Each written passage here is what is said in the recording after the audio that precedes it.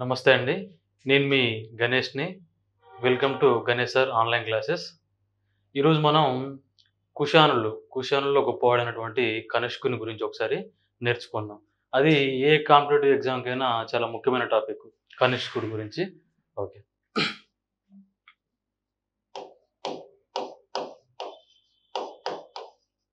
కనిష్కుడు cushion వంశంలో గొప్పవాడు. ఇతని యొక్క పాలనా టైం అంటాడు. ఇతని యొక్క పాలనా టైం అంటే క్రీస్తు శకం 78 క్రీస్తు శకం 78 నుంచి 102 వరకు. క్రీస్తు శకం 78 నుంచి 102 వరకు కనిష్కుని యొక్క పాలనా కాలం. ఇక్కడ రోమిల్లా తాపర్ అనే చరిత్రకార అభిప్రాయం ప్రకారం 144 క్రీస్తు శకం 144 వరకు ఇతడు జీవించి ఉన్నట్టు తెలుస్తుంది. అది వేరే అంశం. మనకు మాత్రం 78 నుంచి 102 వరకు కనిష్కుని రాజ్యపాలన అని గుర్తుంచుకోవాలి. ఇతని వంశం అంటే కుషాను వంశం. కుషాను వంశంలో గొప్పవాడు. కనిష్కుని యొక్క తెగ అంటే యూచి తెగ. అందులో అశ్వఘోషుని అభిప్రాయం ప్రకారం షియవు యూచి తెగకు చెందినవాడు కనిష్కుడు. మరి ఈ కనిష్కుడు జన్మతా చైనీయుడైనప్పటికీ భారతదేశ సాంప్రదాయాలను తూచా తప్పకుండా పాటించి భారతదేశాన్ని తన మాతృభూమిగా పొగిడిండు కనిష్కుడు. వీళ్ళ పూర్వీకులు చైనా. వీళ్ళ స్వస్థలం చైనా.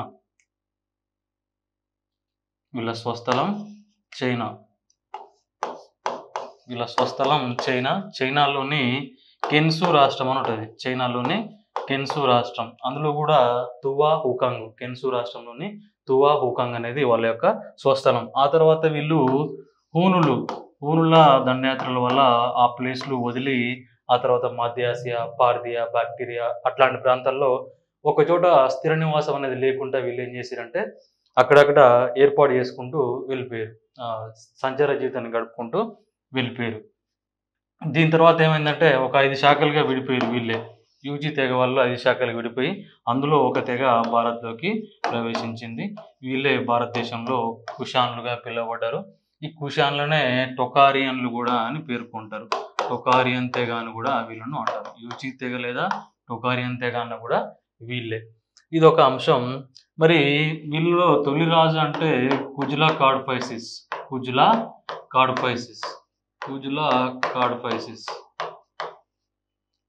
నెక్స్ట్ వీమా కార్డ్ఫైసిస్.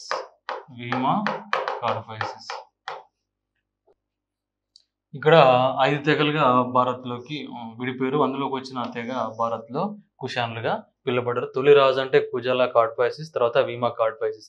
ఈ వీమా కార్డ్ఫైసిస్ తర్వాత మన యొక్క కనిష్కుడు రాజ్యపాలన చేపట్టాడు. ఒకసారి కనిష్కుని యొక్క బిరుదులు లేదా కనిష్కుని యొక్క రాజధానులు, కనిష్కుని యొక్క బిరుదులు, నెక్స్ట్ నాణాలు, శాసనాలు ఎక్కడెక్కడ లభించినవి తెలుసుకుంటే అతని పాలన ఏ ప్లేస్‌లో జరిగిందనేది ఈజీగా గుర్తుంటది. కనిష్కుని యొక్క బిరుదులు చూద్దాం. దీని యొక్క బిరుదులు దేవపుత్ర. Next Caesar. కొన్ని పుస్తకాల్లో దీన్ని కైజర్ అని కూడా పేర్కొంటారు. సీజర్. ఆ తర్వాత 2వ అశోకుడు. బౌద్ధ మతానికి ఇతడు చేసిన సేవలకు గుర్తుగా బౌద్ధ వాంగ్మయం ఇతనికి ఇచ్చిన బిరుదు 2వ అశోకుడు. అదేవిధంగా మహారాజా అనే బిరుదులు కూడా ఈ అన్ని బిరుదులు కనిష్కునికి సంబంధించినవి. దేవపుత్ర, సీజర్, 2వ అశోకుడు ఇతని యొక్క బిరుదులు. దేవపుత్ర అనే బిరుదు సాధారణంగా ఇది చైనా రాజులకు ఉంటుంది. చైనాను పరిపాలించిన వాళ్ళు యూజువల్గా తీసుకునే బిరుదు అంటే దేవపుత్ర. ఈ కుషాన్ల యొక్క మామూలుగా బిరుదు ఏ విధంగా ఉంటుంది, వీళ్ళ నామం ఏంటంటే భగత్ పుత్ర అని ఉంటుంది. భగత్ పుత్ర రాజులు అని ఎవరిని అంటారంటే మనం కుషాన్లనని పేర్కొనాలి. దేవపుత్ర అంటే చైనా రాజులకు ఉంటుంది.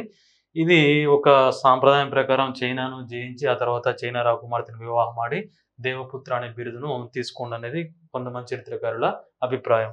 దేవపుత్ర, సీజర్, 2వ అశోకుడు ఈ కనిష్కునికి సంబంధించిన బిరుదులు.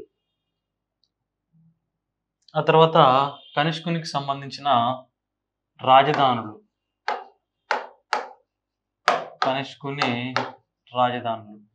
కనిష్కుని రాజధానిలో ఒకటి పురుషపురం.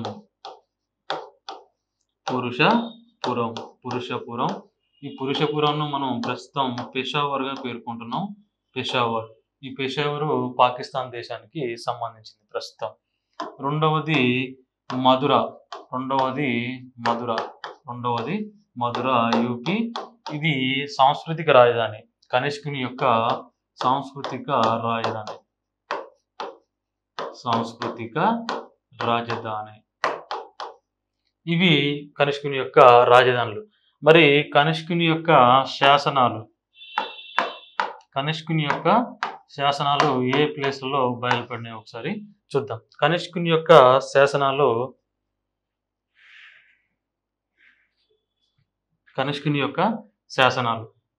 మనకు తొలి శాసనం, కనిష్కుని యొక్క తొలి శాసనం సారనాథ్. యూపీలోని సారనాథ్ సమీపంలో కనిష్కుని యొక్క తొలి శాసనం లభించింది. ఆ తర్వాత ఇతని శాసనాలు పంజాబ్, సింధు, బావల్పూర్,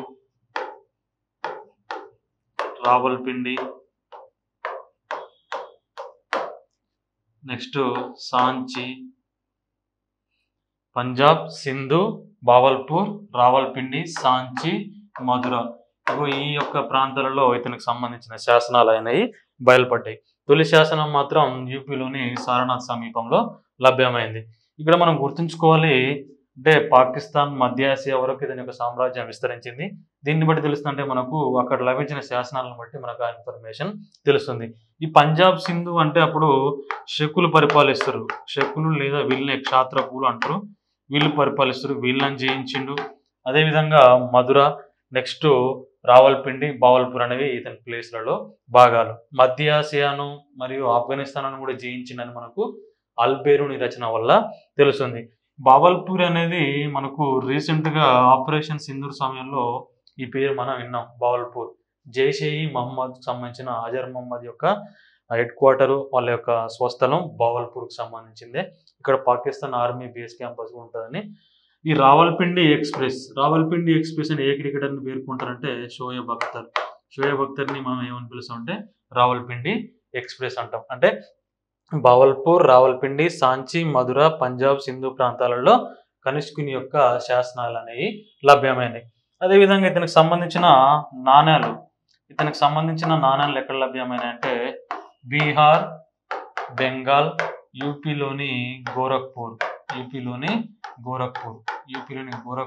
ఇతనికి సంబంధించిన నాణ్యాలు లభ్యమైనవి. ఇక్కడ మనం రాజధానులు చూసినాం, నెక్స్ట్ అతని యొక్క బిరుదులు చూసినాం, అతని యొక్క నాణ్యాలు, అతని యొక్క శాసనాలు అనేది చూసినాం. ఇప్పుడు రాజ్య విస్తరణ, ఏ విధంగా రాజ్యాన్ని విస్తరింపజేసిన ఒక అంశం చూద్దాం.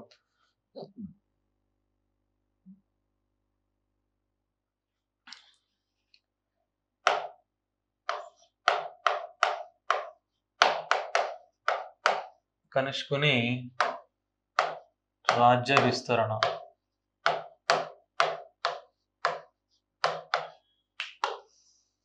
కనిష్కుని యొక్క రాజ్య విస్తరణ అనేది ఒకసారి చూద్దాం. ఇక్కడ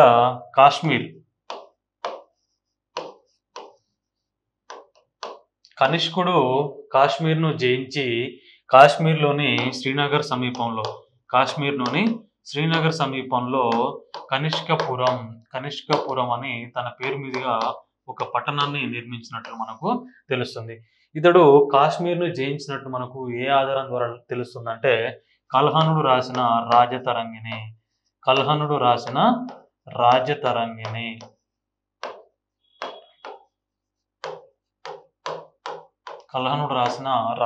ద్వారా మనకు కనిష్కుడు కాశ్మీర్ను జయించి శ్రీనగర్ సమీపంలో కనిష్కపురం అనే పట్టణాన్ని నిర్మించినట్లు మనకు తెలుస్తుంది. కల్హనుడు రాజతరంగిణి రాసిండు.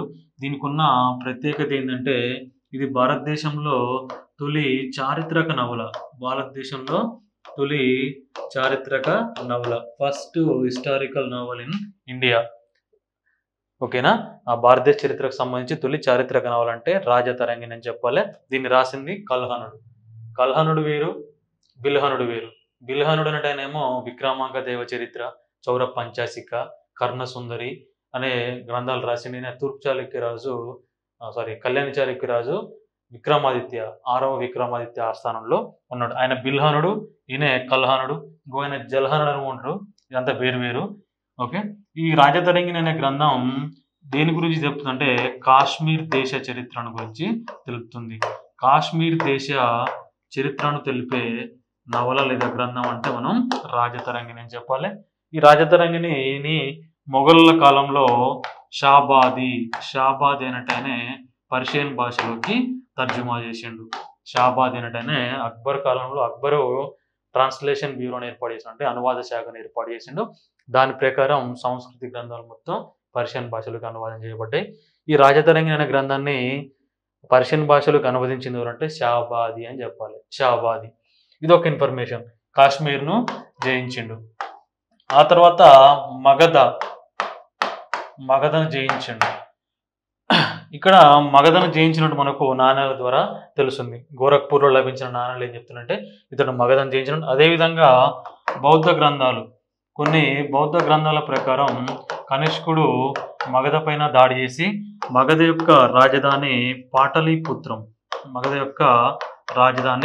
పాటలీపుత్రంను స్వాధీనపరుచుకొని ఆ పాటలీపుత్రాన్ని స్వాధీనపరుచుకున్న తర్వాత అక్కడి నుంచి అశ్వఘోషుడు అనే బౌద్ధ పండితుడిని కనిష్కుడు తన ఆస్థానానికి బలవంతంగా తీసుకొచ్చిందని ఏ రచనల ద్వారా తెలుస్తుందంటే బౌద్ధ వాంగ్మయం, బౌద్ధ సాహిత్యం ద్వారా మనకు తెలుస్తుంది. మగధను జయించి మగధ రాజధాని పాటలీపుత్రాన్ని ఆక్రమించి అక్కడి నుంచి అశ్వఘోషుడు అనే బౌద్ధ పండితుడిని బలవంతంగా తన ఆస్థానానికి తీసుకొచ్చినట్టు మనకు బౌద్ధ సాహిత్యాల ద్వారా. అదేవిధంగా దీనికి ఇంకా ప్రాచుర్యం కల్పించిందంటే గోరఖ్పూర్లో ఇతని గురించి లభించిన నాణ్యాలు కూడా ఈ ఇన్ఫర్మేషన్ని ధృవీకరిస్తున్నాయి. కాశ్మీరు, మగధ, ఆ తర్వాత పంజాబ్, మధుర,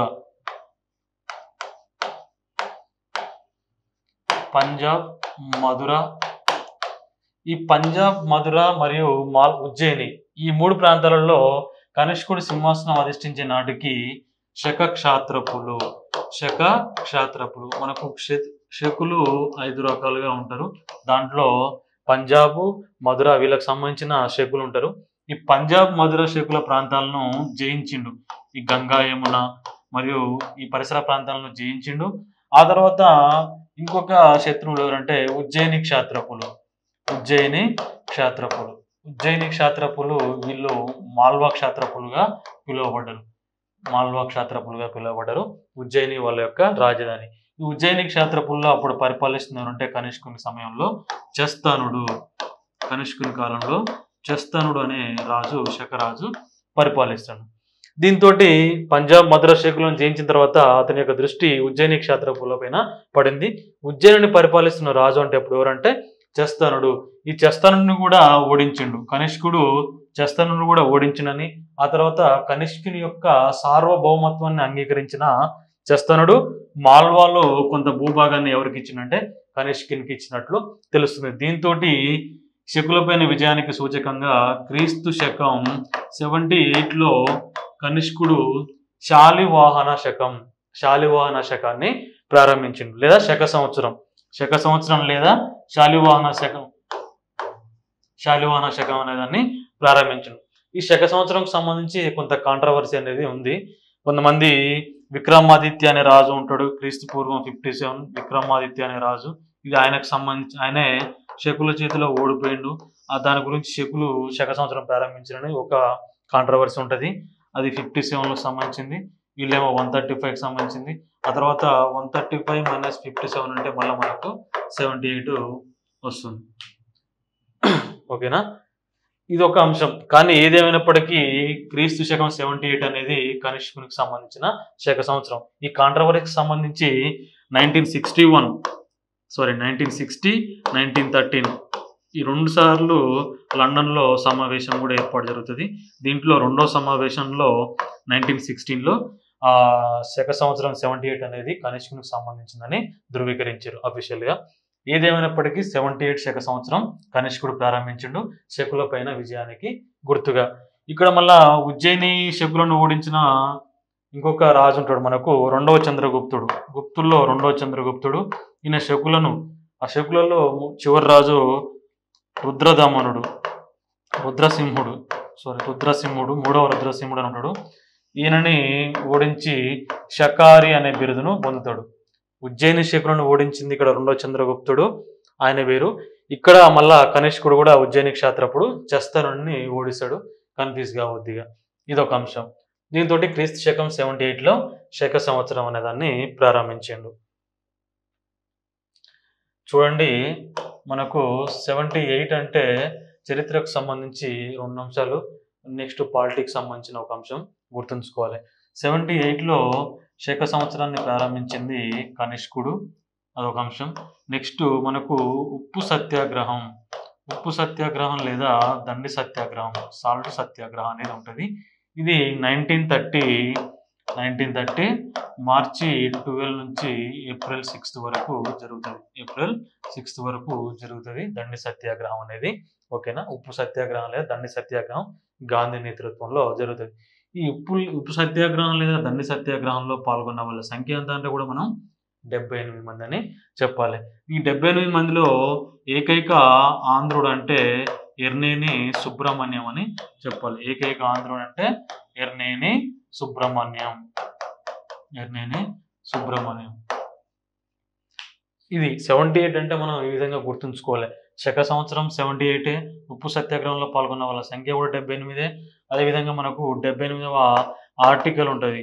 ఇది ప్రధానమంత్రి, మంత్రిమండలి మరియు రాష్ట్రపతి మరియు మంత్రిమండలికి మధ్య వారధిగా సమిష్టి బాధ్యత వహించడం అనేది ఉంటుంది. అదొక అంశం. ప్రధానమంత్రి విధులు అధికారాలు, అదేవిధంగా ఆయన వారధిగా ఉంటాడు. ఎవరికంటే కేంద్ర మంత్రి మండలికి మరియు రాష్ట్రపతికి వారధిగా ఉంటాడని తెలిపే ఆర్టికల్ 78. ఇదే 78 శక సంవత్సరం కనిష్కుడు ప్రారంభించిండు. ఇదే 78 మెంబర్స్ అంటే ఉప్పు సత్యాగ్రహంలో పాల్గొన్న వాళ్ళ సంఖ్య. ఇది ఒక అంశం, ఇది ఇట్లా గుర్తుంచుకోండి. ఇప్పుడు మనం రాజ్య విస్తరణ, కనిష్కుని యొక్క రాజ్య విస్తరణ చూసినాం. దాంట్లో కాశ్మీర్ను జయించిండు, మగధను జయించిండు, నెక్స్ట్ పంజాబు, మధుర, ఉజ్జయిని క్షాత్రపులను ఓడించిందని చెప్పినాం. శక సంవత్సరాన్ని ప్రారంభించిందని చెప్పినాం. ఆ తర్వాత మధ్యాసియాను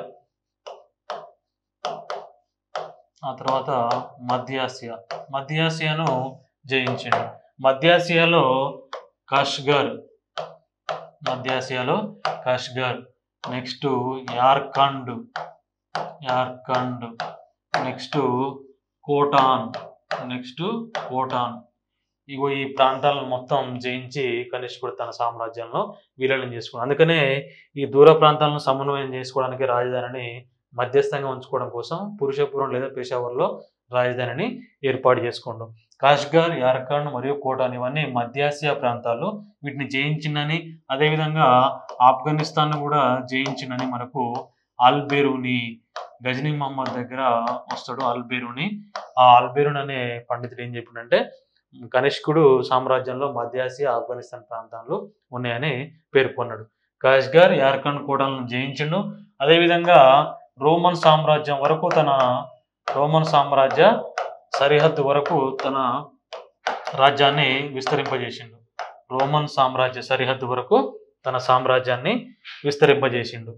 ఇదొక అంశం. Next మధ్యాసియా జయించిండు, Kashgar, Yarkand, కోటాన్. Next Roman సామ్రాజ్య సరిహద్దు వరకు విస్తరించి ఈ రోమ్ను పరిపాలిస్తున్న రోమన్ సామ్రాజ్య చక్రవర్తి ట్రాజన్, ఈ ట్రాజన్ తోటి దౌత్య సంబంధాలను కూడా ప్రారంభించిండు. ఆయనతో మంచి సంబంధాలను నెలకొల్పిండు. కనిష్కుడు ఏ రోమన్ సామ్రాజ్యం చక్రవర్తిని దౌత్య సంబంధాలు నెలకొల్పిండంటే ట్రాజన్ అని మనం చెప్పాలి. ఈ మధ్యాసియాను జయించిన తర్వాత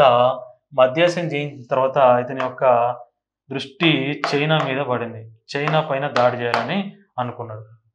ఓకేనా. చైనా పైన దాడి చేయాలనుకుంటాడు.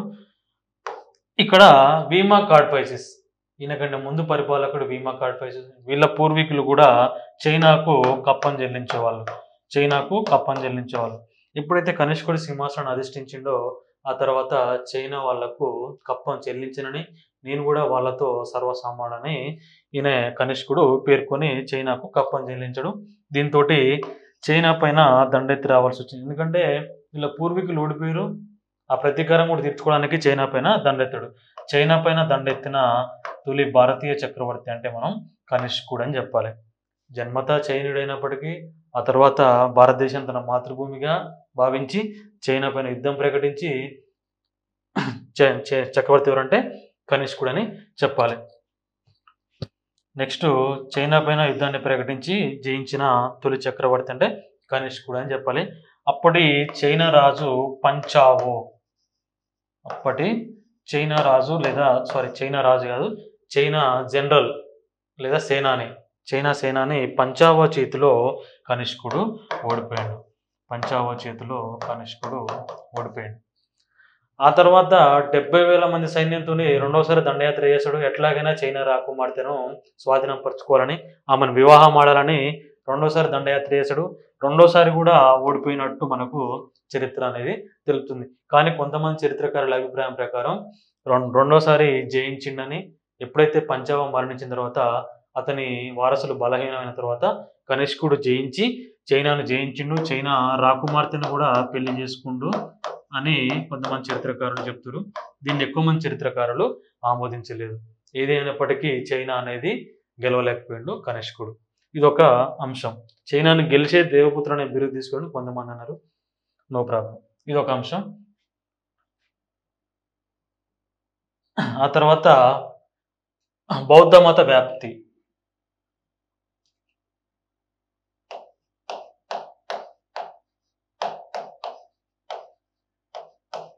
కనిష్కుడు బౌద్ధ మత వ్యాప్తి.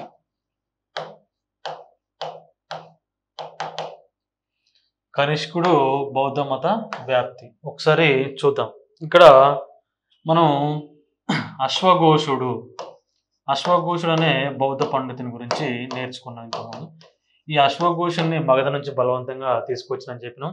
ఈ అశ్వఘోషుని ప్రభావం వలన కనిష్కుడు తన పాలన చివరి కాలంలో ఏం చేసిందంటే మహాయాన బౌద్ధాన్ని ఆదరించిండు. అతని ప్రభావం వలన మహాయాన బౌద్ధ మతాన్ని స్వీకరించిండు.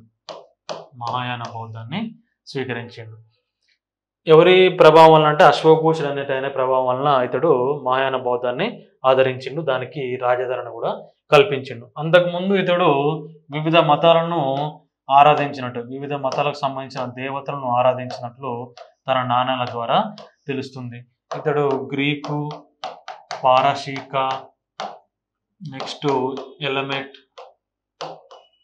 నెక్స్ట్ హిందూ దేవతల విగ్రహాలు, హిందూ దేవతల ప్రతిమలను తన నాణాలపైన ముద్రించిండు. దీన్ని బట్టి ఇతడు వివిధ మతాలను ఆదరించినట్లు తెలుస్తుంది. ఏది బౌద్ధ మతం స్వీకరించక ముందు వివిధ మతాలను పూజించిండు. ఇందులో కూడా శైవ మతాన్ని స్వీకరించినట్టు, అంటే బౌద్ధానికి ముందు కనిష్కుడు శైవ మతాన్ని స్వీకరించినట్లు మనకు తెలుస్తుంది. ఆ రాజతరంగిణ గ్రంథం కూడా అదే అంశము తెలుపుతుంది. అశ్వఘోషుని ప్రభావం వలన బౌద్ధం స్వీకరించాడు. అదేవిధంగా బౌద్ధ మత వ్యాప్తి కోసం పార్శ్వుడు, ఇతని ఆస్థానంలోని ఇంకొక బౌద్ధ పండితుడు పార్శ్వానుటుడు. ఈ పార్శ్వుని కోరిక మేరకు 4వ బౌద్ధ సంగీతి అనేది నిర్వహిస్తాడు కనిష్కుడు. మనకు చెప్పిన ఆల్రెడీ బౌద్ధ సంగీతులు మొత్తం 4 సమావేశాలు ఏర్పాటు చేసుకుంటూ ఆ సంగీతి అన్న సమావేశం అన్న అసెంబుల్ అవడం అని చెప్పిన. గౌతమ బుద్ధుని మరణాంతరం తమ కార్యాచరణ రూపొందించడానికి, నెక్స్ట్ బౌద్ధ సన్యాసులు, మాంక్స్ వీళ్ళు తీసుకోవాల్సిన నిర్ణయాలు, పాటించవలసిన నియమాల గురించి సమావేశాలను ఏర్పాటు చేసుకుంటారు. అట్లా మొత్తం 4 సమావేశాలు ఉంటాయి, బౌద్ధ మత సమావేశాలు. వీటిని సంగీతులు అంటారు. 4వ బౌద్ధ సంగీతి నిర్వహించింది ఎవరంటే కనిష్కుడు. ఎవరి సలహా మేరకు అంటే పార్శ్వ అనే బౌద్ధ పండితుని సలహా మేరకు 4వ బౌద్ధ సంగీతిని నిర్వహిస్తాడు. మరి 4వ బౌద్ధ సంగీతిని ఎక్కడ నిర్వహించిందంటే కాశ్మీర్లోని కుందలవనం. కాశ్మీర్లోని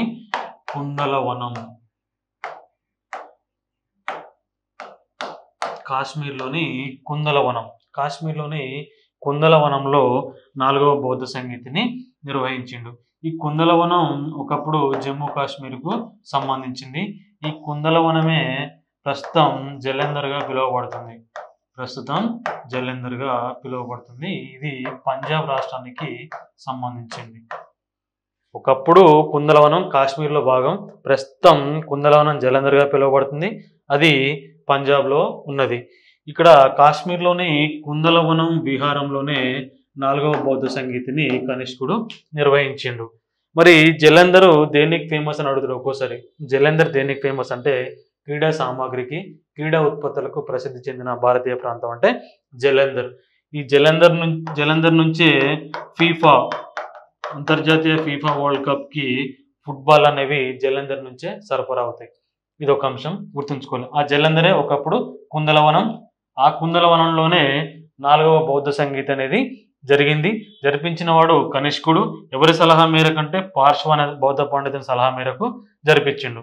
దీనికి కేవలం 4వ బౌద్ధ సంగీతికి మాత్రమే అధ్యక్షుడు మరియు ఉపాధ్యక్షుడు అనేది ఇద్దరు ఉంటారు. మిగతా 3 సమావేశాలకు అధ్యక్షులు మాత్రమే ఉంటారు. కేవలం 4వ బౌద్ధ సంగీతికి మాత్రమే. మిగతా 3 క్రీస్తు పూర్వం, ఇది ఒక్కటి మాత్రమే క్రీస్తు శకం 98 లేదా 1వ శతాబ్దం. క్రీస్తు శకం 1వ శతాబ్దం అని గుర్తుంచుకోవాలి. దీనికి ఉన్న ప్రత్యేకత అధ్యక్షుడు మరియు ఉపాధ్యక్షుడు ఉంటారు. క్రీస్తు శకంలో జరిగింది కూడా ఇది 4వ బౌద్ధ సంగీతి 98లో. ఈ విధంగా గుర్తుంచుకోవాలి. దీనికి 4వ బౌద్ధ సంగీతికి అధ్యక్షుడు ఎవరంటే వసుమిత్రుడు. అధ్యక్షుడు వసుమిత్రుడు. నెక్స్ట్ ఉపాధ్యక్షుడు అశ్వఘోషుడు. ఉపాధ్యక్షుడు అశ్వఘోషుడు. ఇది 4వ బౌద్ధ సంగీతికి సంబంధించిన విషయం. మరి 4వ బౌద్ధ సంగీతికి ఎంతమంది హాజరయ్యారంటే దాదాపు 500 మంది బౌద్ధ పండితులు హాజరయ్యారు. దీంట్లో అప్పటికి సర్వాప్తివాదం అనే బౌద్ధులు ఉంటారు. అప్పుడు మహాయానం అనేది ఇంకా లేదండి. మహాయానం అనేది ఇంకా పుట్టలేదు. కనిష్కుని కాలంలోనే పుట్టింది. సర్వాప్తివాదం బౌద్ధులు దీంట్లో కీలక పాత్ర పోషించారు. సర్వాప్తివాదం బౌద్ధులు కీలక పాత్ర పోషించారు. ఇప్పటికీ అంటే 4వ బౌద్ధ సంగీతి ఏర్పాటు చేయడానికి ముందు బౌద్ధ మతంలో 18 శాఖలు ఉన్నాయి.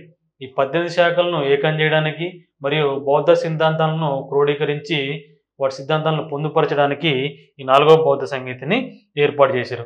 అయినప్పటికీ 18 ప్లేస్లో లాస్ట్కు మహాయానం, హీనయానం అనేది విధంగా బౌద్ధ మతం అనేది విడిపోయింది.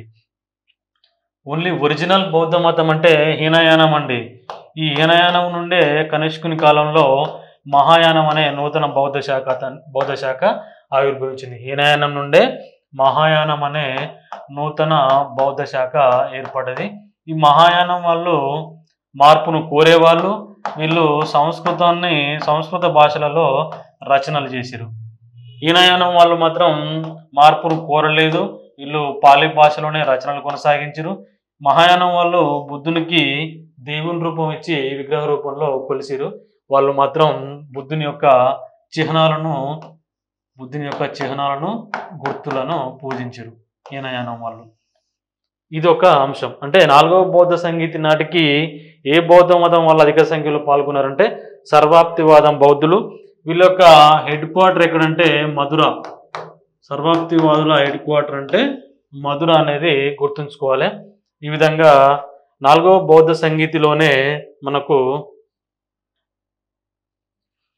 ఈ 4వ బౌద్ధ సంగీతిలోనే త్రిపీఠకాలు అంటే మనకు సుత్త పీఠిక, వినయ పీఠిక, అభిధమ్మ పీఠిక అని ఉంటాయి. ఈ త్రిపీఠిక పైన వ్యాఖ్యానాలను రాశారు.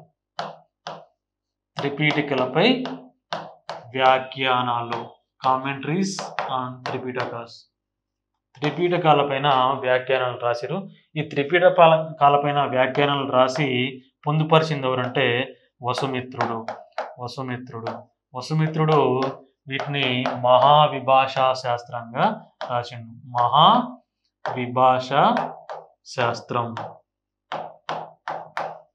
మహావిభాషా శాస్త్రంగా పొందుపరిచిండు. త్రిపీఠకాలపైన వ్యాఖ్యానాలను వసుమిత్రుడు మహావిభాషా శాస్త్రంగా పొందుపరిచిండు. దీన్ని బౌద్ధ విజ్ఞాన సర్వస్వం అంటారు. బౌద్ధ విజ్ఞాన సర్వస్వం, ఎన్సైక్లోపీడియా ఆఫ్ బుద్ధిజం అంటారు. Encyclopedia of Buddhism. ఏ పుస్తకాన్ని పేర్కొంటారంటే మహావిభాషా శాస్త్రం. దాన్ని రచించింది ఎవరంటే వసుమిత్రుడు. దీంట్లో ఏం పొందుపరిచారంటే త్రిపీఠకాలపైన వ్యాఖ్యానాలు రాసి దాన్ని ఒక శిలాపీఠికలో భద్రంగా రాగి రేకులపైన వాటిని రచించి శిలాపీఠికలో భద్రంగా నిక్షిప్తం చేస్తారు. ఇది ఒక అంశం. దాన్ని బౌద్ధ విజ్ఞాన సర్వస్వంగా పేర్కొంటారు. దానికి అధ్యక్షత వహించింది 4వ బౌద్ధ సంగీతికి అధ్యక్షత వహించింది వసుమిత్రుడు. ఈ వసుమిత్రుడే త్రిపీఠికలపైన వ్యాఖ్యానాలను మహావిభాష శాస్త్రంగా రాసిండు. దాన్నే ఎన్సైక్లోపీడియా ఆఫ్ బుద్ధిజం బౌద్ధ విజ్ఞాన సర్వస్వంగా పేర్కొంటారు. ఇది 4వ బౌద్ధ సంగీతికి సంబంధించిన ఇన్ఫర్మేషన్. దీంట్లో ఈ 4వ బౌద్ధ సంగీతిలో కీలక పాత్ర పోషించిన బౌద్ధ పండితులు అంటే ఆచార్య నాగార్జునుడు, నెక్స్ట్ పార్శ్వ, నెక్స్ట్ కశ్యప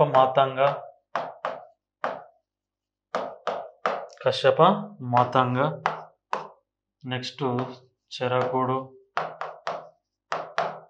అశ్వఘోషుడు, ఇట్లాంటి వాళ్ళందరూ 4వ బౌద్ధ సంగీతిలో కీలక పాత్రను పోషించారు. కశ్యప మతంగాను గుర్తుంచుకోండి. ఈ కశ్యప మతంగాను బౌద్ధ మత ప్రచారం నిమిత్తం కనిష్కుడు చైనా దేశానికి పంపించాడు. కనిష్కుడు బౌద్ధ మత ప్రచారానికి చైనాకు ఎవరిని పంపించినంటే కశ్యప మాతంగ. ఈ విధంగా ఇక్కడ అశోకునికి,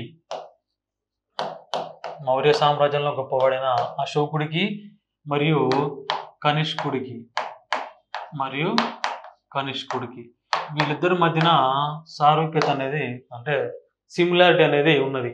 సేమ్ అశోకుడు ఏ విధంగానైతే బౌద్ధ సంగీతి 3వ బౌద్ధ సంగీతిని నిర్వహించిండు. పాటలీపుత్రంలో 251 లేదా 247 BCలో నిర్వహిస్తాడు.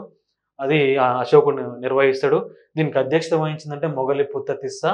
ఆయనను శ్రీలంక అశోకుడు అంటారని చెప్పిన. అశోకుడు 3వ బౌద్ధ సంగీతి నిర్వహించిండు. కనిష్కుడు 4వ బౌద్ధ సంగీతి నిర్వహించిండు.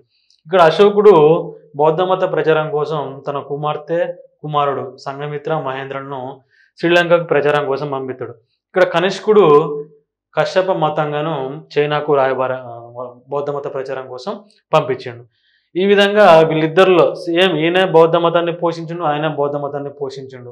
ఈ విధంగా సిమిలారిటీ ఉంది కాబట్టి వీళ్ళిద్దరిని, అందుకనే కనిష్కుడిని 2వ అశోకుడిగా బౌద్ధ వాంగ్మయం పేర్కొంది. అశోకుడు ఏ విధంగానైతే బౌద్ధానికి సేవ చేసి ప్రచారం చేసిండో ఆ విధంగా కనిష్కుడు చేసిండు కాబట్టి కనిష్కుడిని 2వ అశోకుడు అని అంటారు. మీకు అశోకుని పేరుతో కొన్ని పేర్లు ఉంటాయి, వాళ్ళ ఇంపార్టెన్స్ ఒకసారి చూద్దాం. గుర్తుపెట్టుకోవాలి. ఇక్కడ మనకు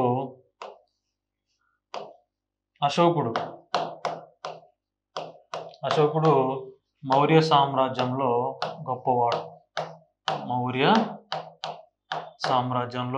గొప్పవాడు.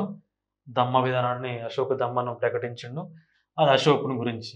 నెక్స్ట్ 2వ అశోకుడు అని మనం ఎవరిని పేర్కొంటామంటే కనిష్కుడు. తర్వాత 3వ అశోకుడు గుర్తుంచుకోండి.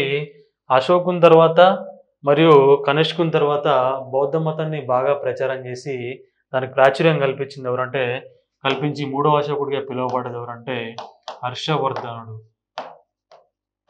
పుష్యభూతి వంశంలో గొప్పవాడు హర్షవర్ధనుడు. ఈయనే బౌద్ధ మతాన్ని బాగా ప్రాచుర్యంలోకి తీసుకొచ్చిండు, బాగా బౌద్ధ మతాన్ని వ్యాప్తి చేయించిండు. అదేవిధంగా బౌద్ధ మత సేవ కోసం ఇతడు నలంద విశ్వవిద్యాలయానికి 100 గ్రామాలను కూడా దానం చేసిండు. నలంద అభివృద్ధికి హర్షవర్ధనుడు 100 గ్రామాలను కూడా దానం చేసిండు. దీన్ని బట్టి అశోకుడు కనిష్కుల మాదిరిగానే హర్షవర్ధనుడు కూడా బౌద్ధ మతాన్ని బాగా వ్యాప్తి చేసిందని హర్షవర్ధనుడిని 3వ అశోకుడు అని అంటారు. మనకు శ్రీలంక అశోకుడు ఎవరిని అంటారంటే మొగలిపుత్త తిస్స.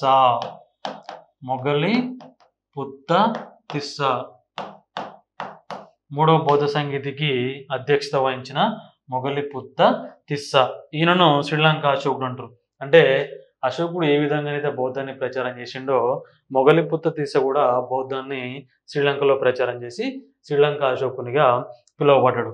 ఆ తర్వాత జైన అశోకుడు.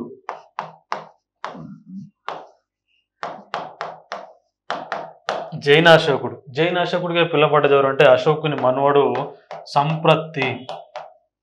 అశోకుని మనవడు సంప్రతి. ఈ సంప్రతి జైనాశోకునిగా పిలువబడ్డాడు. తన తాత అశోకుడు ఏ విధంగానైతే బౌద్ధ మతానికి సేవ చేసిండో జైన మతంలో కూడా అటువంటి సేవ చేసిండు సంప్రతి. అందుకనే ఆయనను జైనాశోకుడిగా పేర్కొంటారు. సంప్రతి జైన గురువు అని అడుగుతాడు ఒక్కోసారి. సంప్రతి జైన గురువు అంటే సుహాస్తి. సుహాస్తి బోధనల వల్ల ఇతడు జైన మతాన్ని స్వీకరించిండు.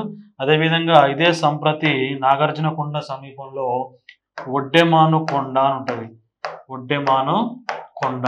ఈ ఒడ్డెమాను కొండ వద్ద ఒక జైన నడుం బసదిని నిర్మించిండు. జైన సన్యాసుల కోసం ఒక జైన నడుం బసదిని నిర్మించిండు. ఆయనే సంప్రతి జైన అశోకుడు. ఆ తర్వాత మనకు దక్షిణాది అశోకుడు అని ఒక ఆయన ఉంటాడు. దక్షిణాది అశోకుడు అని ఎవరిని పేర్కొంటామంటే మనం వీరపురుష దత్తుడు. వీరపురుష దత్తుడిని మనం దక్షిణాది అశోకుడిగా పేర్కొంటాం. ఇక్ష్వాకుల్లో గొప్ప రాజు వీరపురుష దత్తుడు. ఈయన బౌద్ధ మతానికి బాగా ప్రాచుర్యం కల్పించి బౌద్ధ మతాన్ని బాగా వ్యాప్తి చేయించిండు. అందుకని ఈయన్ని దక్షిణాది అశోకుడు అంటారు. ఒక నిండు సభలో శివలింగాన్ని తొక్కుతున్నట్లు మనకు కొన్ని చిత్రాలు గలవు. దాన్ని బట్టి మనం ఇదిన శైవ వ్యతిరేకి బౌద్ధ అనుకూలం అని మనకు తెలుస్తుంది. అందుకని ఈయన్ని దక్షిణాది అశోకుడు అని అంటారు. ఇది అశోకునికి సంబంధించి 2వ అశోకుడు ఎవరు, 3వ అశోకుడు ఎవరు, శ్రీలంక అశోకుడు ఎవరు, జైనాశోకుడు ఎవరు, దక్షిణాది అశోకుడు ఎవరు, కనిష్కుని ఎందుకు 2వ అశోకుడు అంటారు అనేది మనకు క్లియర్ కట్గా ఇన్ఫర్మేషన్ తెలిసి ఉండాలి. కన్ఫ్యూజ్ కావద్దు.